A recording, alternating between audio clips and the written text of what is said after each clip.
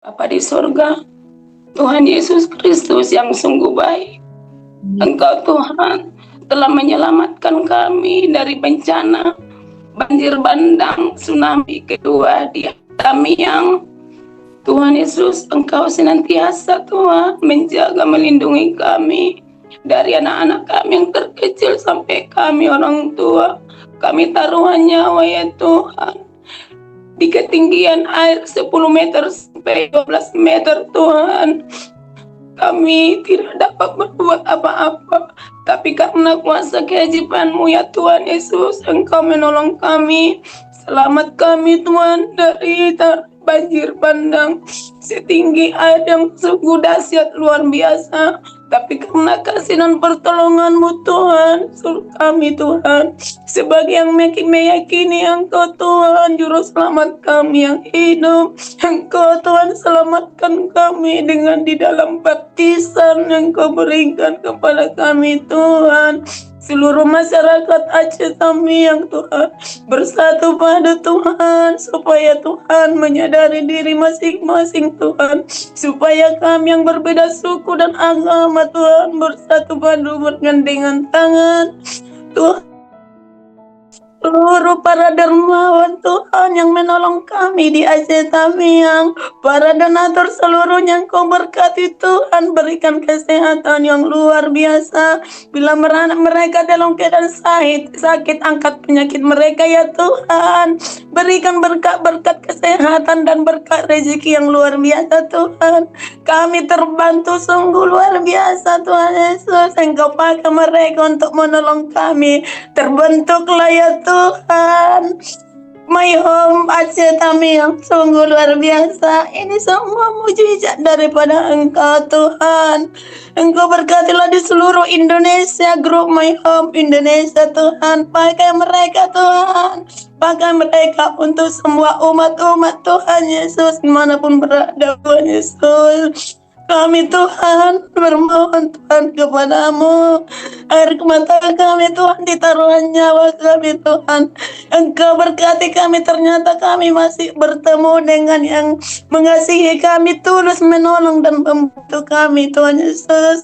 Tuhanlah yang membalaskan kepada seluruh dermawan Tuhan, para relawan terlebih di grup My Home Indonesia yang menolong kami di Aceh Tamiang ini Tuhan. Ternyata Tuhan Yesus Engkau luar biasa Tuhan, luar biasa Engkau Tuhan menjamah hati dan mereka Tuhan. Seluruh para pendeta-pendeta Tuhan, penatua-penatua yang ada di My Home Indonesia Tuhan, Engkau berkati Tuhan. Tumpangkan tangan-Mu yang kudus Tuhan Yesus. Kami pun mengerjakan pekerjaan kami di Aceh Tamiang ini Tuhan, sungguh luar biasa. Semua karena dukungan dari grup My Home Indonesia. Terima kasih untuk keseluruhan. Dengan ketulusan hati Bapak dan Ibu, kami sampaikan terima kasih yang sungguh luar biasa. Tuhan Yesus yang membalaskan segalanya. Mungkin Tuhan sudah menunjukkan kami Tuhan sebagai ya Tuhan penggerak di Aceh Tamiang ini, senantiasa melalui tangan-tangan kami Tuhan Yesus, melalui tangan-tangan di seluruh pendeta-pendeta dan seluruh pengurus yang ada di grup My Home Indonesia. Diberkatilah semuanya Tuhan, senantiasa tersalurkan, tidak membedakan suku dan agama. Semua berjalan dengan baik di Aceh Tamiang. Kami yakin dan percaya Tuhan Yesus Engkau hadir di Aceh Tamiang ini. Di dalam nama Yesus, dalam nama Yesus, dalam nama Yesus Tuhan. Dengarkanlah firman-Mu yang berkata, mintalah akan kuberikan, ketoklah akan kubukakan, setiap tetesan air mata akan Engkau tampung, menjadi berkat bagi kami semuanya. Terima kasih untuk semuanya, terima kasih untuk semuanya, terima kasih Tuhan Yesus. Terpujilah nama-Mu hari ini sampai selama-lamanya, amin. Tadinya hari ini materinya adalah suatu yang lain dengan apa yang akan saya sharekan, dapat sesuatu yang lebih heboh, lebih up to date yang harus saya sharekan malam hari ini, karena ini menyangkut umat Tuhan di dunia ya. Saya bersyukur memiliki saudara-saudara kita tadi, Pak Sabar, Pak Pendeta Sabar Sibarani, Ibu Erianti, si Tanggang, yang Mama Angel, yang mereka itu bersemangat luar biasa meskipun di dalam penderitaan, tapi mereka tetap menangis bersama dengan yang menangis. Dan saya melihat juga mereka bisa ketawa ketika membantu orang. Itu super luar biasa bagiku ya. Itu kalau bukan kekuatan Tuhan nggak mungkin. Jadi jangan sedih terus. Kami ada bersama dengan kalian. Kalian nggak sendiri. Makanya saya juga terjun ke sana. Padahal Yofri itu melarang saya. Dia kata, papi nggak usah turun. Ini pasti akan melelahkan gitu kan. Dan capek minta ampun, dan tempatnya juga semua nggak enak, nggak nyaman. Kata saya harus turun. Kalau saya membiarkan anak saya turun, saya harus turun juga, dan saya harus mengalami. Jadi apa yang diceritakan oleh mereka bukan drama, tapi benar-benar mereka mengalami. Dan biarlah apa yang mereka alami juga sebetulnya itu atas seizin Tuhan, karena mereka akan mengalami berkat-berkat Tuhan. Apa yang hilang Tuhan pun akan ganti. Contoh, ada nggak saudara-saudara kita yang di Sidoarjo datang nih, mereka terkena banjir lumpur Lapindo waktu itu. Waduh, saya benar-benar menangis dengan mereka, dan bagaimana rumah mereka terendam lumpur panas beracun ya, pelan-pelan, dan harta mereka habis semua. Kata saya, jangan demo, jangan marah, karena nanti Tuhan ganti. Ada waktunya. Tuhan itu punya musim ya. Dan singkat cerita, sampai itu terjadi berapa? 20 tahun yang lalu ya. 15 tahun yang lalu mungkin. Ini ada saudara-saudara kita yang ikut juga ya. Tapi bagaimana mereka diberkati Tuhan luar biasa. Pak David diberkati, rumahnya ada 4 dan menjadi persekutuan doa dari Menara Doa. Bram itu juga di Sidoarjo, bagaimana dia jadi seorang pemimpin dari berapa, 250.000 PKL, dan semuanya Muslim, dan dia sendiri yang percaya kepada Tuhan. Kata saya, nggak apa-apa, kita harus jadi seperti seorang Yusuf ya. Dan saya juga pergi ke daerah bencana, bukan sekali ini, ke setiap daerah bencana. Itu panggilan saya sebagai orang yang menerima visi untuk Lumbung Yusuf ya. Nah, supaya Tuhan katakan kepada kita bahwa kita ini ada di daerah bencana, jadi kita ini harus mawas diri, antisipasi, dan kita memiliki hikmat Tuhan. Sebelum segala sesuatu terjadi itu, kita harus bisa mengantisipasi dengan cara apa? Mendirikan lumbung-lumbung. Jadi ketika tempat persediaan itu ada terisi, maka kita nggak panik, dan kita sudah mengantisipasi daerah kita. Kita lagi giliran semua, tinggal kapan waktunya. Apalagi kita di daerah megatrust yang sudah mateng dan sudah bergerak di bawah tanah, dan juga ada 4 lempengan dunia, kelasnya dunia. Nah, jadi bukannya saya nakut-nakutin, enggak, Tuhan itu baik. Tuhan nggak pernah tempatkan kita jadi korban, tetapi jadi tim kerja Tuhan untuk menolong banyak orang-orang lain, menyelamatkan banyak orang lain ya, yang belum diselamatkan. Jadi tetap kuat ya Ibu Erianti dan semua teman di sana, kalian luar biasa. Kami ngelihat itu juga, kadang video-videonya sangat terharu saya nih ya.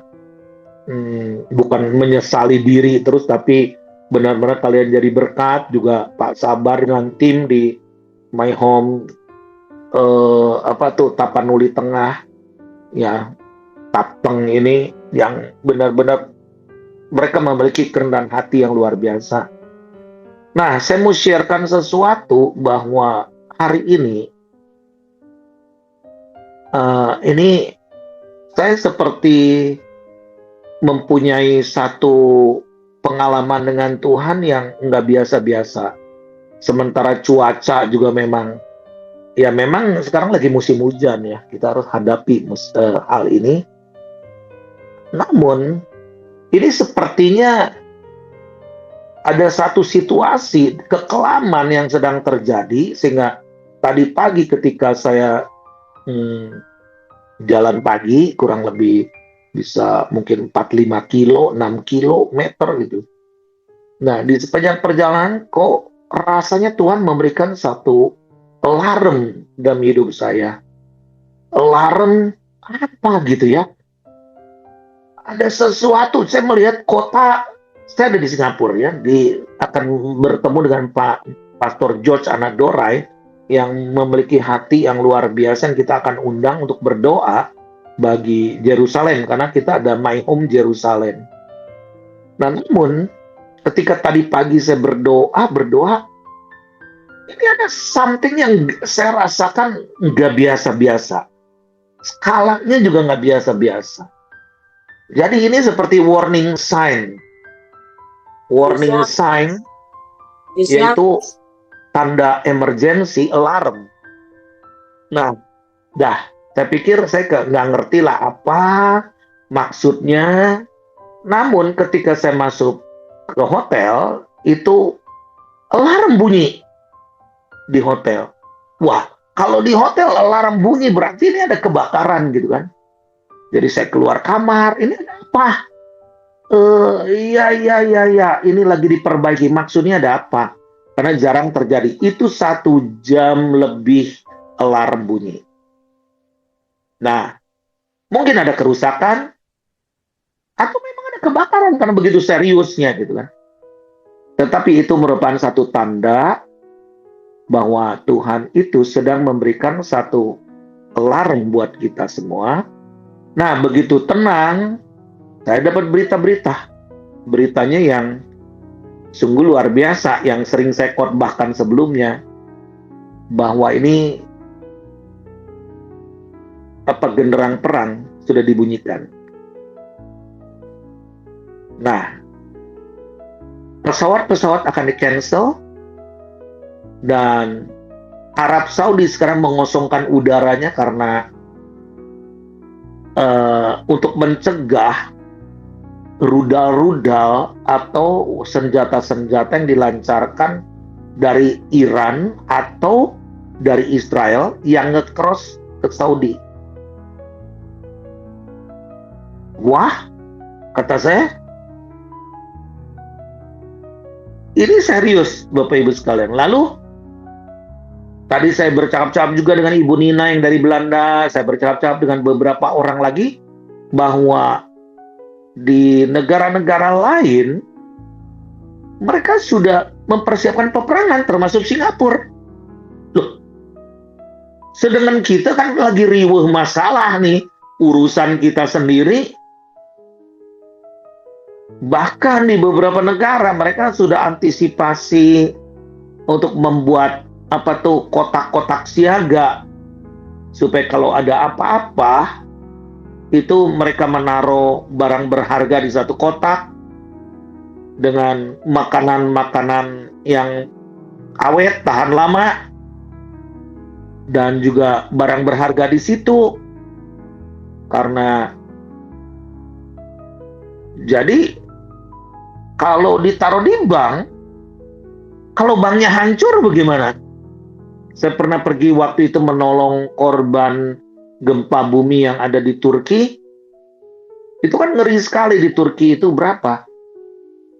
7,8 atau 8,3 skala Richter, saya lupa. Pokoknya 10 provinsi hancur. Itu bangunan-bangunan tinggi itu ambruk seperti sandwich, Bapak Ibu sekalian. Mungkin kalau saya taksi itu mana sih korbannya segitu, mungkin jutaan lah. Saya pergi dari kota ke kota, yang paling hancur itu adalah kota Hatay. Nah, Hatay itu bahasa dahulunya itu adalah Antakya atau di dalam Alkitab Antioquia.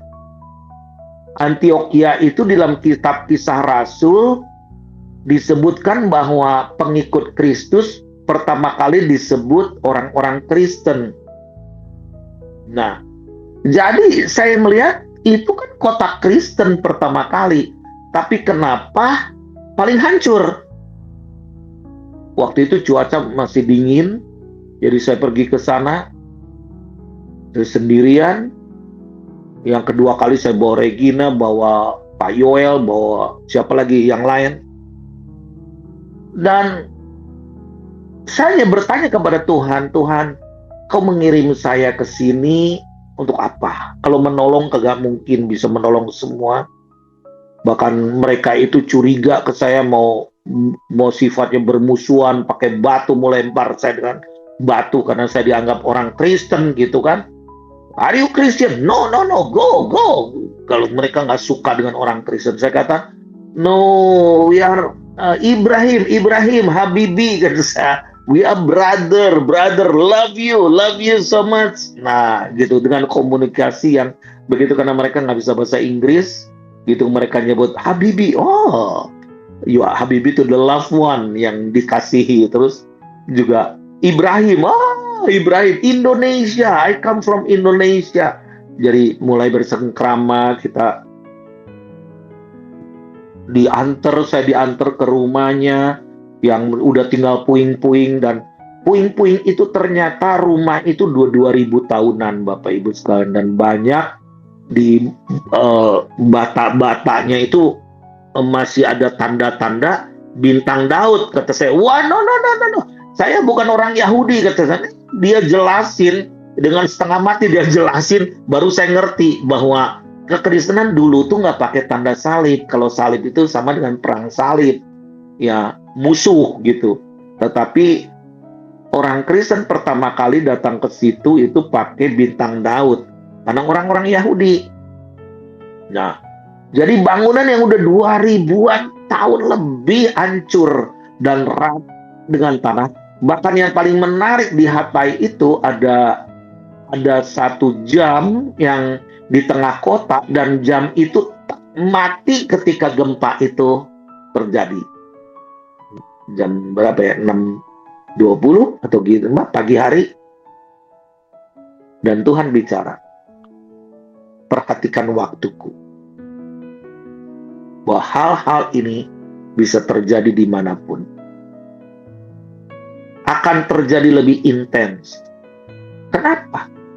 Karena firman Tuhan yang mengatakan gempa bumi akan terjadi di mana-mana. Kelaparan akan terjadi di mana-mana. Wabah penyakit akan terjadi di mana-mana. Bayangkan kalau tahun ini juga mungkin akan dirilis satu wabah yang baru seperti COVID-19. Karena sekarang super flu aja udah didengung-dengungkan, berapa orang mati di sini, berapa orang mati di situ. Nah, itu semua ada di Alkitab, deru perang. Nah, tetapi yang kita harus tahu bahwa penganiayaan juga ada di situ. Tapi klimaksnya adalah Injil Kerajaan harus diberitakan di seluruh dunia menjadi kesaksian buat semua bangsa, maka tibalah kesudahan. Jadi satu pembelajaran kecil yang saya bawa misalkan ke Ibu Erianti yang ditanggapi secara super. Ibu Erianti itu orang yang taat tulus, Pak Samosir juga. Apa yang harus dilakukan, kata saya, supaya kalian disukai oleh tetangga.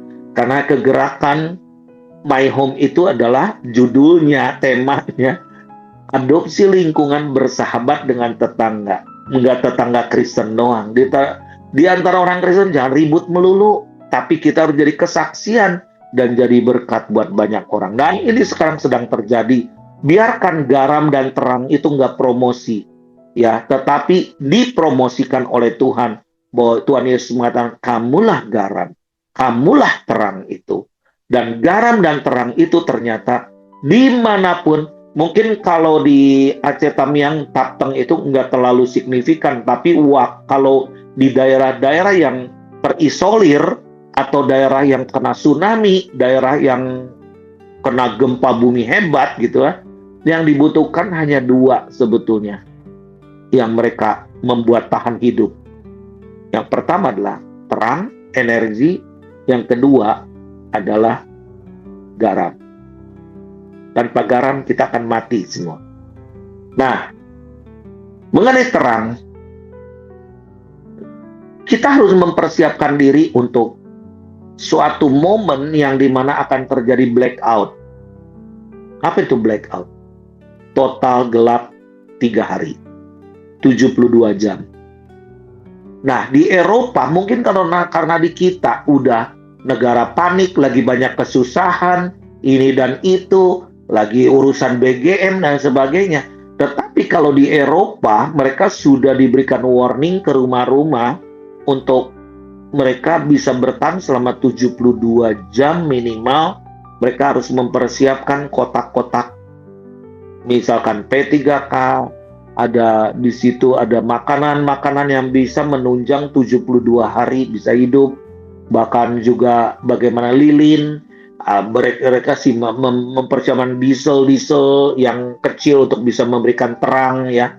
Nah, itu kok sama seperti peristiwa 3 hari 3 malam bangsa Israel kena tulah, bangsa Mesir kena tulah ketika bangsa Israel mau keluar dari Mesir. Kok something yang hal-hal yang nggak pernah kita duga, hal-hal yang kita nggak ngerti kok bisa terjadi sekarang. Nah, itu semua tertulis di dalam Alkitab, Bapak Ibu sekalian. Jadi jangan sampai kita menjadi orang yang panik, buta rohani, kita nggak ngerti apa yang harus kita lakukan. Nah, sekarang mana orang yang mau memberikan warning itu, memberikan seruan-seruan, dan orang yang memang harus juga menyerukan doa. Tapi doa apa? Misalkan dari tadi pagi saya mulai berdoa, ayo pray for Jerusalem, my home Jerusalem, kumpulin pendoa-pendoa. Karena yang kita dapat selama 2 tahun, kenapa kita ini hampir 2 tahun setengah kita ngontrak rumah di Yerusalem buat apa? Dengan jor-joran sampai habis-habisan gitu kan. Tapi kok ada aja orang yang nyalurin berkat untuk ngontrak rumah di sana, untuk mengisi cawan kemurahan, heart and bowl. Untuk apa? Minta kemurahan Tuhan, karena itu negara yang akan dikepung oleh seluruh bangsa-bangsa sekelilingnya. Dan ini hari-hari ini sedang terjadi, sedang dinyatakan. Bayangkan tinggal pencet knob aja, tombol, itu nuklir, itu mengerikan sekali. Tombol nuklir. Jadi jangan dianggap ini dongeng, Bapak Ibu sekalian. Bukan. Nah, kita sebagai umat Tuhan bagaimana? Saya nggak mau terlalu kompleks membicarakan semua permasalahan, karena Tuhan itu menjadikan kita lebih dari pemenang, menang terhadap semua masalah, menang terhadap semua persoalan. Ketika kita terjun di satu danau, jangan lihat ombak-ombak itu, tapi kita harus mulai berenang sampai ke tepian. Kita harus bisa menyelamatkan diri kita dan menyelamatkan banyak orang. Nah, di dalam Ulangan 28 ayat 8, firman Tuhan mengatakan begini. Tolong dibacakan ya, Le, bantu saya untuk membacakan Ulangan 28 ayat 8. Jadi tetap pegang firman Tuhan. Bapak Ibu sekalian, yakinkan bahwa kita punya Alkitab di rumah kita masing-masing. Jangan pakai gadget. Karena mungkin nanti kalau tidak ada listrik, itu udah nggak bisa kita baca Alkitab lagi dengan gadget yang low bat, ya. Nah, di dalam Ulangan 28 ayat 8. Tuhan akan memerintahkan berkat ke atasmu di dalam lumbungmu dan di dalam segala usahamu. Ia akan memberkati engkau di negeri yang diberikan kepadamu oleh Tuhan Allahmu. Jadi ada 3 prinsip di dalam berkat Tuhan. Kita seringkali janji Tuhan itu, aku akan diberkati, aku akan diberkati. Bukan maksudnya begitu. Ada juga hal-hal prinsip untuk mengalami berkat, di mana Tuhan itu udah memerintahkan berkat ke atasmu di dalam lumbungmu. Kata lumbung ini apa? Lumbung itu bahasa Inggrisnya storehouse. Storehouse itu apa? Tempat persediaan. Tempat persediaan Tuhan itu senang tempat persediaan. Jadi tempat persediaan ini adalah selalu ada stok untuk supply. Dan tempat persediaan bukan berarti kita numpuk bahan atau kita jadi menimbun barang. Enggak. Tetapi untuk kita bisa salurkan kepada banyak orang. Nah, jadi yang pertama adalah Tuhan akan perintahkan berkat ke dalam lumbung. Ya, orang Toraja, orang Batak tahu masalah lumbung. Zaman dulu rumah-rumah di atas rumah itu ada lumbung-lumbungnya tuh. Lumbung padi kah, tempat persediaan. Dan Tuhan perintahkan berkat ke dalam lumbung-lumbung. Berapa besar lumbungmu, Tuhan akan perintahkan berkat. Kalau cuma 1 gelas, berarti 1 gelas. Nah, berarti lumbung ini satu kapasitas di dalam diri kita, di dalam pikiran kita, di dalam hati kita. Ketika Tuhan mau tuangkan minyak di dalam buli-buli, berapa buli-buli yang kita siapkan? Tahun ini tahun krisis. Tahun ini tahun kesulitan. Bahkan Indonesia utangnya 10.000 triliun. Dan sekarang minjem lagi hampir 1 triliun lagi. 57 miliar gitu. Nah, Amerika sekarang utangnya 38 triliun dolar. Bunganya aja per hari 458 miliar dolar. Makanya dia caplok Venezuela, caplok Greenland. Ini yang membuat marah. Kenapa? Alasannya karena Venezuela resourcesnya dikuasai oleh Cina. Jadi takut ada kekuatan Cina di situ. Padahal butuh duit juga sih sebetulnya. Indonesia pemasok nikel. Indonesia seharusnya nggak miskin. Indonesia punya nikel, punya emas, punya gas. Oh, Sumatera Utara tuh full gas. Pemasok gas itu mengandung gas besar sekali. Nah, batu bara, apalagi even pembuat nuklir, uranium, belum di atas tanahnya. Tuhan berikan hutan yang lebat, produk buah-buahan harusnya. Nah, produk sayur-sayuran yang terunggul seharusnya. Nah, apa yang terjadi ketika kita kok mengalami seperti ini? Nah, ketika mengalami bencana, kita sadar bahwa tanah itu perlu. Tanah itu harus menghasilkan buah pada musimnya. Tetapi ketika tanah hilang dengan unsur haranya, lapisan tanah luarnya hilang, tinggal bebatuan, perlu recovery, kita sadar bahwa betapa berharganya tanah. Tetapi ketika tanah nggak ada, kita lihat di Israel, itu bagaimana di padang gurun itu bisa tumbuh tomat, even strawberry, pisang, dan lain sebagainya. Di gurun pasir Negev itu sekarang udah hijau. Bahkan di sebelah laut asin, itu laut garam itu, Dead Sea namanya, itu sekarang hijau semua. Kenapa?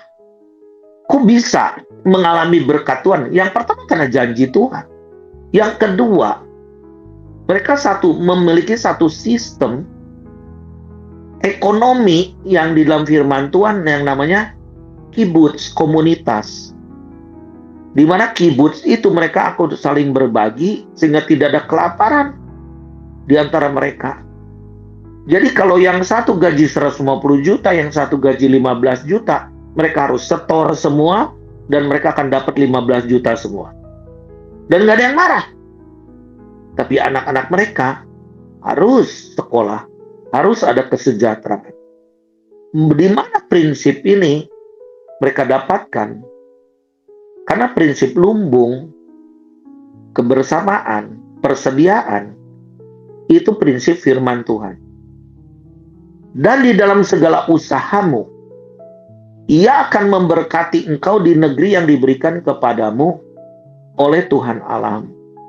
Di tanah di mana Tuhan tempatkan kita, jangan khawatir. Apapun kita bisa lakukan. Kalau kita melihat di Turki misalkan, saya pernah sampai ke Turki, sampai ke pedalamannya, sampai ke desa-desanya. Para petani itu lebih kaya daripada orang-orang di kota. Karena mereka punya land. Land itu, tanah, itu sangat berharga sekali.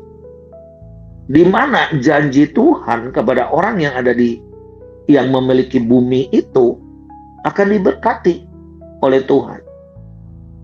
Nah, bagaimana dengan melihat kondisi saat ini? Ya, kita melihat banyak orang hanya memperkaya diri, ingin memperkaya diri.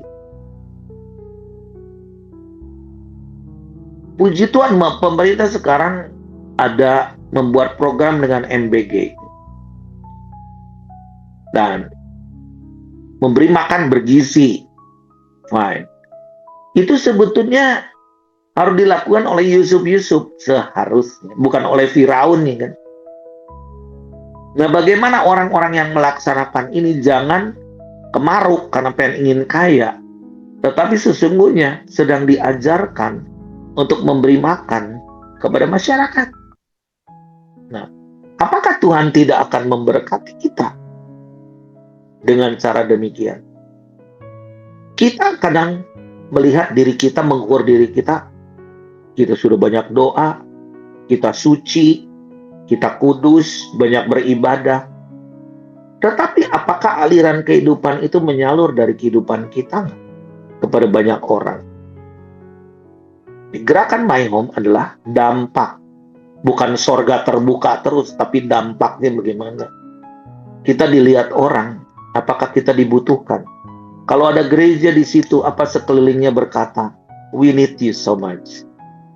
Atau, nah, lu pengganggu di sini ngapain? Najis, kotor tanahku. Nah, we have to be aware dalam hal ini. Nah, jadi di dalam prinsip ini, kita melihat Yusuf. Di dalam Yusuf itu, seorang Ibrani Yahudi di tanah Mesir, sendirian, sorangan baik. Nobody else, tidak ada siapapun. Tetapi dia mengalami penekanan malah dari saudaranya sendiri yang mengalami janji-janji Tuhan berkat Abraham, Ishak, Yakub.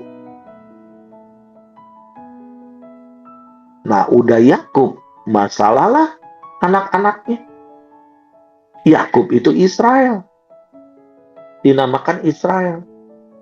Sampai Yusuf itu mengalami penderitaan yang luar biasa. Penderitaan oleh karena orang lain, atau karena bencana alam, atau karena apa? Oke, fine. Membuat kita menderita. Tetapi bagi seorang Yusuf, seperti dikhianati, mau dibunuh oleh saudara-saudara, itu penderitaannya mungkin ratusan kali. Sakit hatinya, penderitaannya, kesedihannya. Di dalam Kejadian 45 ayat 8, coba baca, tolong. Jadi bukanlah kamu yang menyuruh aku ke sini, tetapi Allah. Dialah yang telah menempatkan aku sebagai bapak bagi Firaun dan tuan atas seluruh istananya dan sebagai kuasa atas seluruh tanah Mesir. Ya, ada perubahan transformasi dalam diri Yusuf.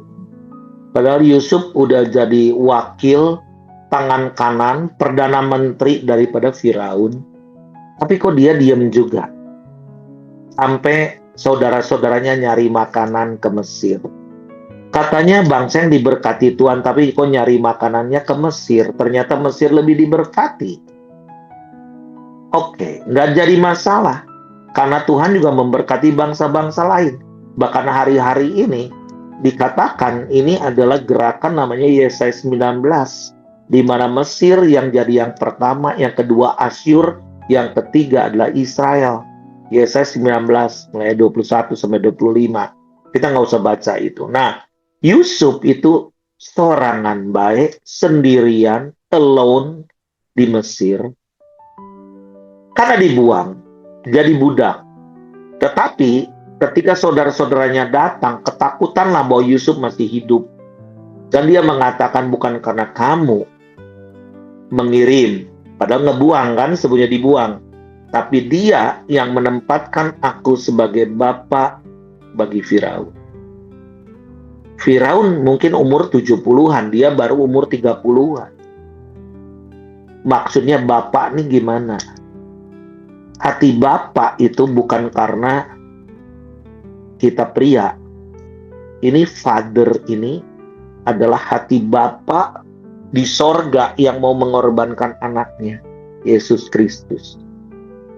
Kalau kita lihat banyak di antara kalian yang perempuan-perempuan jadi my homer, mengkoordinir my home di kota-kota. Wow, kalian tuh punya hati bapak sorgawi yang luar biasa, yang menggerakkan orang-orang, ayo kita berbuat sesuatu. Yusuf itu tidak minta hak, tetapi Yusuf itu jadi pengelola.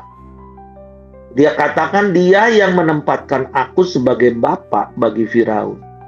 Dalam keadaan saat ini, berapa banyak di antara kami ini saat ini menghadapi bagaimana beberapa bupati kadang datang. Baru-baru juga kita kedatangan bupati dari pulau lain. Nah, meminta advice atau meminta bantu dari my home, bagaimana untuk bikin desa wisata, bagaimana untuk gini-gini supaya UMKM bertumbuh.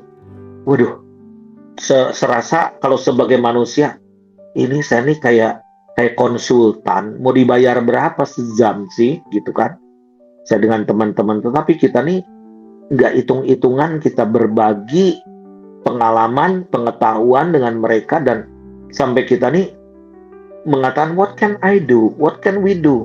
Pak, apa yang dapat kami lakukan supaya di masyarakat kalian itu bisa bertumbuh gitu.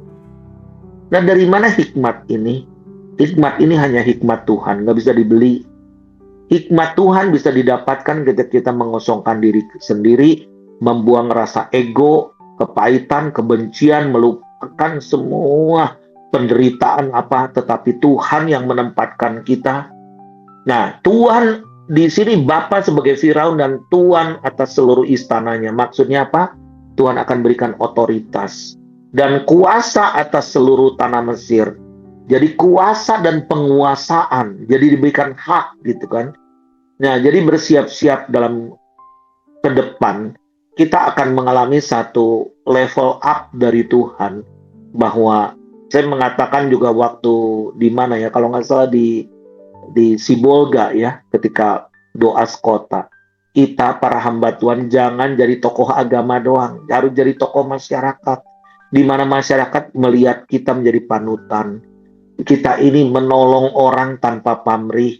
Lihatlah romo-romo di Katolik juga mereka. Saya punya rekan, bagaimana teman di Cilacap itu romo Itali ya, yang tinggal di situ mengabdikan diri dan mengadopsi pulau laut itu sampai mereka punya sekolah dan sebagainya, reklamasi pulau dan lain sebagainya, sampai dia nggak minta ke paus supaya tidak dimutasi, dan dia stay di situ dan menjadi seseorang tokoh masyarakat, dan semua bupati kan hormat kepada dia, siapapun bupatinya, karena dia sangat dihormati oleh masyarakat.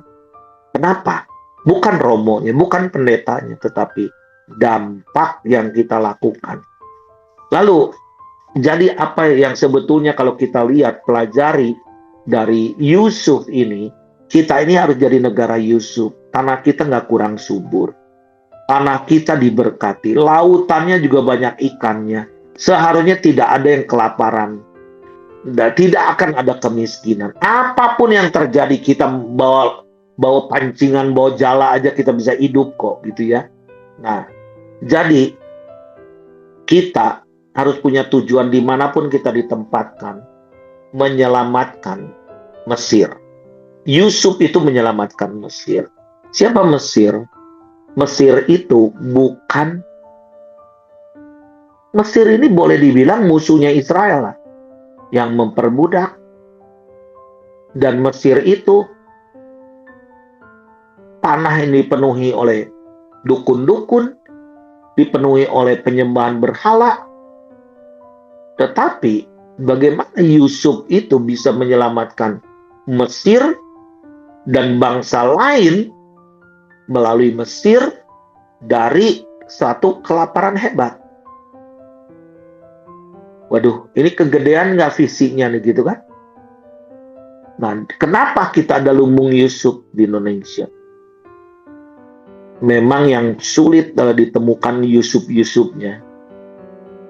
Karena belum ada perubahan Yusuf-Yusufnya. Belum jadi bapak untuk Firaun. Nah, kita berdoa supaya ke depan, kesulitan apapun, ini perang dunia sedang terjadi nih saat ini. Kita ini lagi merencanakan travel ke depan dalam minggu depan, 2 minggu lagi, dan kata saya, kita berdoa sungguh-sungguh. Antara jadi nggak jadi.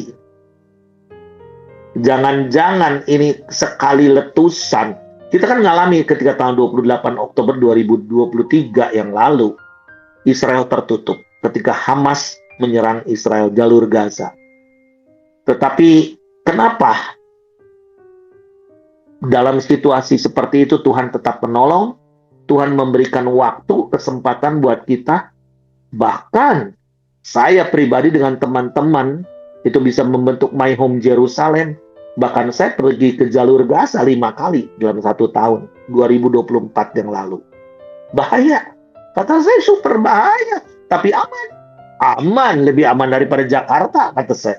Aman dalam lindungan Tuhan. Tetapi di balik kegoncangan itu sebetulnya ada kesempatan. Kesempatan. Jadi, kapan waktu itu kita bisa memberi makan bahkan orang-orang Yahudi?